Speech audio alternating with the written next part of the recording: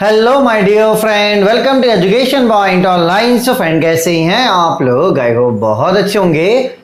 मेरे प्यारे बच्चों, आज हम लोग बात करने वाले कंप्यूटर इंजीनियरिंग के सिलेबस के बारे में फॉर मुंबई यूनिवर्सिटी। ऐसा मेरा प्यारा बच्चा जो अपना इंजीनियरिंग मुंबई यूनिवर्सिटी के एफिलिएटेड किसी कॉलेज से कर रहा है और अभी अभी अपने बीई के थर्ड सेमेस्टर में गया है बेटा, तो थर्ड सेमेस्टर के बच्चों को कंप्यूटर इंजीनियरिंग में कौन कौन सा सब्जेक्ट पढ़ना पड़ता है और कौन सा सब्जेक्ट कैसा है बेटा, इस वीडियो में आज हम लोग बात करने वाले।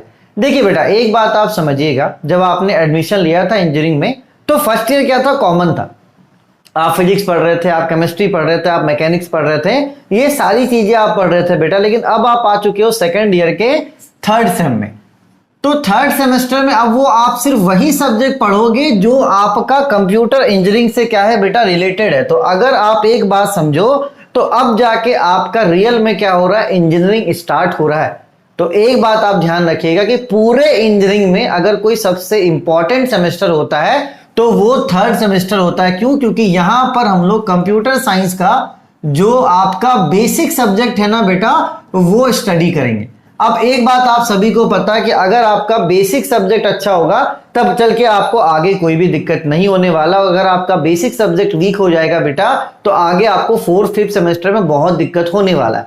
ठीक है, तो एक बात आप समझ लीजिए कि आपने अगर इंजीनियरिंग में एडमिशन लिया है तो आपको थर्ड सेमेस्टर में बहुत अच्छे से पढ़ाई करनी है ताकि आपको आगे फ्यूचर में कोई भी दिक्कत ना हो। ठीक है बेटा, चलिए अब बात करते हैं आपको कौन कौन सा सब्जेक्ट पढ़ना और कौन सा सब्जेक्ट कैसा है। ठीक है, चलिए तो स्टार्ट करते हैं बेटा। देखिए, अगर आप सब्जेक्ट को देखोगे बेटा, तो सबसे पहला सब्जेक्ट है आपका इंजीनियरिंग मैथमेटिक्स 3। अब देखो, जो बच्चा बीटेक करके, तो सॉरी, जो बच्चा फर्स्ट ईयर में एडमिशन लिया है उसने सबसे पहले M1 पढ़ा, उसने M2 पढ़ा, अब उसी सीक्वेंस में वो क्या पढ़ेगा बेटा, M3 पढ़ेगा। ठीक है, तो M3 कोई बड़ा सब्जेक्ट नहीं है, आप आराम से कर सकते हो। बस आपको एक चीज का जरूरत पड़ेगा, वो है आपके बेसिक का।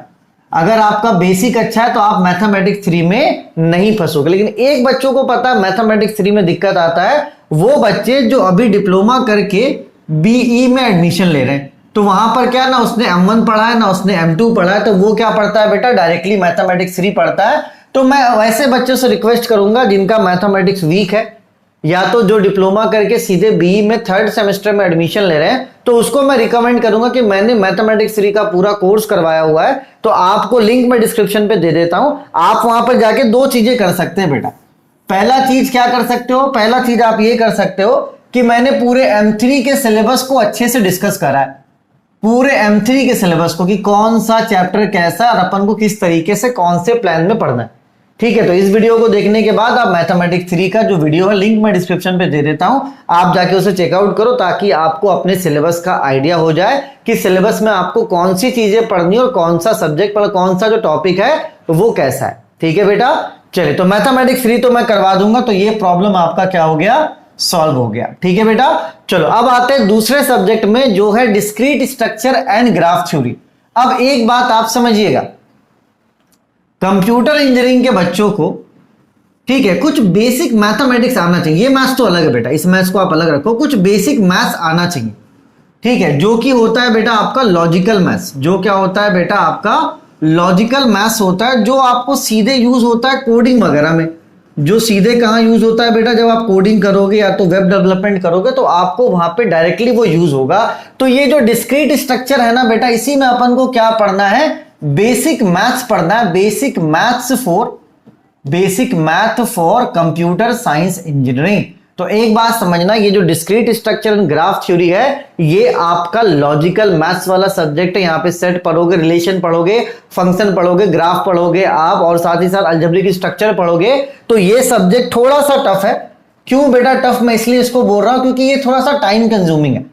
तो डिस्क्रीट स्ट्रक्चर भी मैंने क्लास लिया हुआ, इसका भी लिंक मैं डिस्क्रिप्शन पे दे देता हूं, आप जाके वहां पे चेकआउट करो। वहां पे मैंने पूरे अच्छे तरीके से सिलेबस को डिस्कस करा है कि सिलेबस में कौन कौन सा चैप्टर और कौन सा चैप्टर आपको कैसे पढ़ना है। तो ये मैथमेटिक्स 3 और डिस्क्रीट स्ट्रक्चर का आपका काम बन जाएगा। ठीक है बेटा, तो चलिए एक सब्जेक्ट ये मैं कवर करवा दे रहा हूं, ठीक है, और दूसरा सब्जेक्ट में ये आपका कवर करवा दे रहा हूं। ठीक है बेटा, चलो अब आते हैं डेटा स्ट्रक्चर में।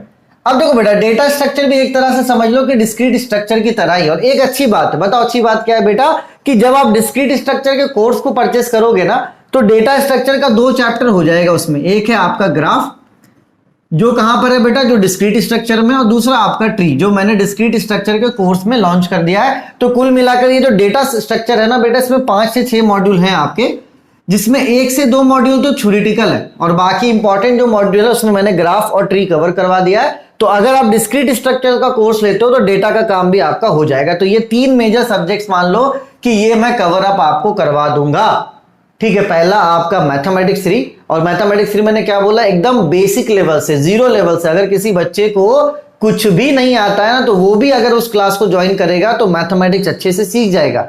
रही बात आपके डिस्क्रीट स्ट्रक्चर की बेटा, तो वहां पर ही मैंने एकदम बेसिक और 0 लेवल से पढ़ाया। और डिस्क्रीट स्ट्रक्चर जब आप उससे कोर्स लेके पढ़ोगे तो डेटा स्ट्रक्चर का 2 चैप्टर आपका 2 मॉड्यूल मैंने वहां पे कंप्लीट करवा दिया है। तो मानकर चलो कि ये 3 सब्जेक्ट की जिम्मेदारी तो हमने ले ली, ठीक है बेटा। अब आगे बात करते हैं क्या है सब्जेक्ट में, ठीक है। देखो बेटा, तीनों सब्जेक्ट आपके इंपॉर्टेंट है और बैक बुक केटी भी लगता है इसमें। तो आप अगर अच्छे से पढ़ोगे तो केटी वगैरह नहीं लगेगा। ये तो मैं करवा दे रहा हूं लिंक डिस्क्रिप्शन पे, ये भी मैं करवा दे रहा हूं, इसका भी लिंक डिस्क्रिप्शन पे है। और डेटा में इसी के साथ मर्ज करके कोशिश करूंगा कि करवा दूं, ठीक है बेटा। चलो, ये जो 5वां सब्जेक्ट है ना, कंप्यूटर ग्राफिक्स, ये इजी है। अगर आप इसको एग्जाम से 15 दिन पहले भी पढ़ते हो तो आपका काम बन जाएगा। तो इस वाले सब्जेक्ट के लिए फिलहाल आप टेंशन मत लो, ठीक है। ये पहला सब्जेक्ट हो गया, ये दूसरा हो गया, ये तीसरा हो गया। अब आते हैं इस चौथे सब्जेक्ट में, जो है आपका digital logic and computer architecture. ये बेटा क्या आपको यहाँ पे थोड़ा सा संघर्ष करना पड़ेगा।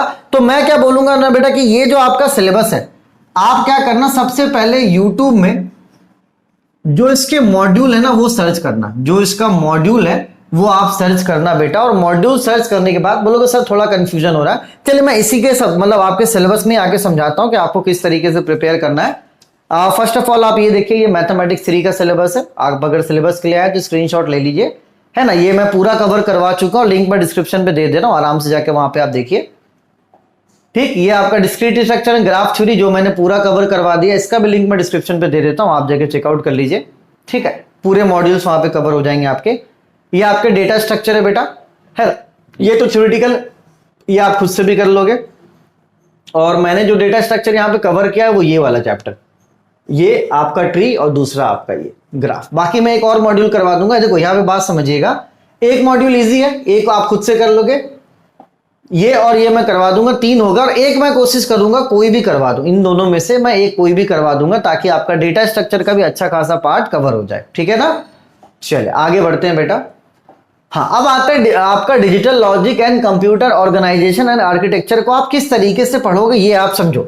देखो सबसे पहला जो आपका यहाँ पे चैप्टर है वो है कंप्यूटर फंडामेंटल। आप इसको क्या करो, सबसे पहले यूट्यूब में सर्च करो और देखो आपको क्या रिजल्ट मिलता है, आपको कोई अच्छा रिजल्ट मिलता है कि नहीं मिलता है। तो सबसे पहले क्या करना है बेटा, आपको सबसे पहले आपको चैप्टर को सर्च करना है, ठीक है। अगर आप चैप्टर को सर्च करते हो, जैसे ये देखो बूलियन अलजेब्रा जो है ना बेटा, यहाँ पे लॉजिक गेट्स, ये मेरे पास है थोड़ा बहुत, तो ये भी मैं ऐड कर दूंगा कोर्स में, तो घबराने वाली बात नहीं, ठीक है। अब देखो अगर आप चैप्टर को सर्च करते हो यूट्यूब पे और अगर आपको कोई अच्छा रिजल्ट नहीं मिलता है, तब आपको क्या करना है, टॉपिक सर्च करना है, ठीक है। टॉपिक क्या, देखो बेटा सबसे पहला टॉपिक क्या, introduction to numerical system and codes. आप क्या करो, इसको यूट्यूब में सर्च करो, देखना बहुत सारा आ जाएगा, आप उसमें से पढ़ो, इस टॉपिक को कवर अप करो, ठीक है। जब आप इस टॉपिक को पढ़ लोगे तो फिर आप ये टॉपिक सर्च करना, number system, binary, octal, decimal और हेक्साडेसिमल, ठीक है। तो आप इसे यूट्यूब में सर्च करना, ठीक है, और यूट्यूब में सर्च करके इसे कंप्लीट करना। तो बस मैं ये चाहता हूं बेटा कि आप क्या करना बेटा, टॉपिक बाय टॉपिक यूट्यूब में सर्च करना, अपने पास एक प्रॉपर बुक रख लो और इस चैप्टर मतलब ये जो आपका सब्जेक्ट है इसको आप अच्छे से कवर कर लो, ठीक है। ये सब्जेक्ट आपको खुद से करना पड़ेगा, 3 तो मैं करवा दे रहा हूं। चौथा आपका जो कंप्यूटर ग्राफिक्स है वो इजी, इसमें आपको थोड़ा सा मेहनत करना पड़ेगा, तो आप करोगे मेहनत तो आप आराम से सक्सेसफुल हो जाओगे। बस आपको क्या करना है बेटा, पहले चैप्टर सर्च करना। अगर चैप्टर सर्च करने के बाद अगर आपको अच्छा रिजल्ट नहीं मिल रहा है, तब जाके क्या करना है बेटा, आप टॉपिक बाय टॉपिक यूट्यूब में सर्च करके पढ़ो और अपने जो प्रॉब्लम है वो ऑटोमेटिकली क्या होगा बेटा, सॉल्व हो जाएगा। क्योंकि यूट्यूब में जब आप टॉपिक सर्च करोगे बहुत सारा रिजल्ट आपको आ जाएगा, उसी रिजल्ट में से क्या करना, आपको अच्छे से स्टडी करना है, ठीक है बेटा। तो ये आपका प्लान रहेगा किसके लिए, digital logic and computer organisation and architecture के लिए, ठीक है। ये पूरा सिलेबस रहा, आप टॉपिक बाय टॉपिक सर्च करना, ठीक है। जैसे आपको पढ़ना हाफ एडर, तो इसको आप सर्च करो यूट्यूब पे, फुल एडर इसको यूट्यूब पे सर्च करो, ये एमएक्स इसको यूट्यूब में सर्च करो, है ना। इस तरीके से सर्च कर करके आप पढ़ सकते हो, ठीक है बेटा। चलो ये 6 यूनिट आपके हैं इसमें, ये कंप्यूटर ग्राफिक्स का यूनिट है, इसको आप देख लो, है ना। ये आप लास्ट में भी करोगे तो हो जाएगा, ऐसा कुछ नहीं, इजी है ये। ठीक है बेटा, देखो मैथमेटिक्स 3 का कोर्स आपको मिल जाएगा, लिंक डिस्क्रिप्शन पे, आप डेमो लेक्चर्स अटेंड कर लो। Discrete structure and graph study का कोर्स भी आपको मिल जाएगा, लिंक आपको डिस्क्रिप्शन पे, आप जाके चेकआउट कर लो। ठीक है बेटा, चलिए तो ये 2 कोर्स आपको मिल जाएगा। अगर आपको दोनों कोर्स परचेस करना है तो मेरा ऐप है एजुकेशन पॉइंट ऑनलाइन, आप उसे डाउनलोड कर सकते हैं। और जब आप डाउनलोड करेंगे ऐसा आपको इंटरफेस मिलेगा। तो ये जो महाराष्ट्र का सेक्शन है ना, इस महाराष्ट्र के सेक्शन में आपको ये दोनों सब्जेक्ट जो है बेटा वो आपको मिल जाएंगे। और मैं उन बच्चों को जरूर रिकमेंड करना जिनका बेसिक थोड़ा सा वीक है, क्योंकि मैंने उन्हीं बच्चों को टारगेट करके ये कोर्स को लॉन्च करा। ठीक है, तब तक अपने और अपनों का खूब ख्याल रखिए। 3rd सेमेस्टर बहुत इंपॉर्टेंट होता है, तो उसकी प्रिपरेशन आप अच्छे से कीजिए। ठीक है, तब तक के लिए take care, bye bye, Tata.